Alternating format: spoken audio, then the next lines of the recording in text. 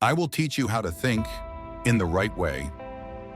The biggest difference between successful people and unsuccessful people is the difference in thinking. I am not talking about intelligence or IQ. I am talking about how you and I think. Successful people think differently from unsuccessful people. Thinking one night leads to good and right living. Thinking stupidly leads to living wrongly.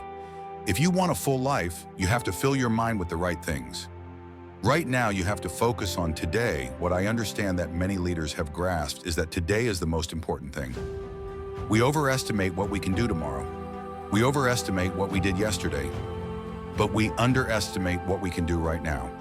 The only moment you have, the only moment I have is now. So the only question for all of us is, what am I doing with my moment?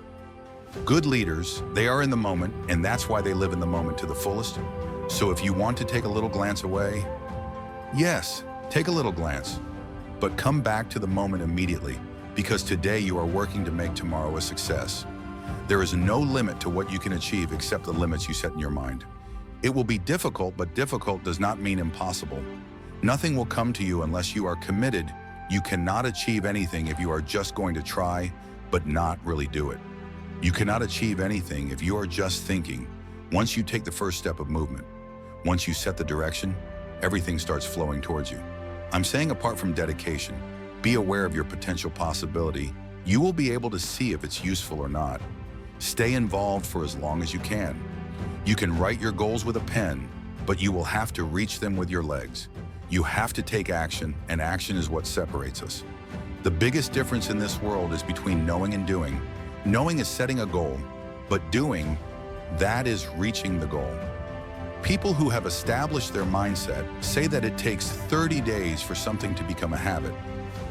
Now, habits can be good and bad, so over time you can develop habits that benefit or harm you. Developing people develop habits that help them. The value of a good habit is that you don't have to think about it. That's why it's called a habit. In other words, when you start doing something good, it becomes automatic for you after days, months, and a semester. It's a fact, and you've never heard anyone talk about an accidental achievement before. Somebody who gets to the top of a mountain, how did you do that? And they look a little puzzled and say, I have no idea. They know how they got there. They got there because they had to climb the mountain. Nobody lifted them. There were no shortcuts. There were no elevators. There were no escalators. What I want you to understand is that inspiration works better when it is backed by sweat. There are so many people who want to be inspired for great things, but they don't want to work hard to achieve those great things. Let me hold the rose, but don't get the thorn in my hand. No, if you hold that rose, you will get the thorn. Today, I really believe that you will fold your arms and look at something you haven't done for a long time and attack it. Once you do it, you will be amazed at the inspiration you will get. Don't wait for inspiration before you do something.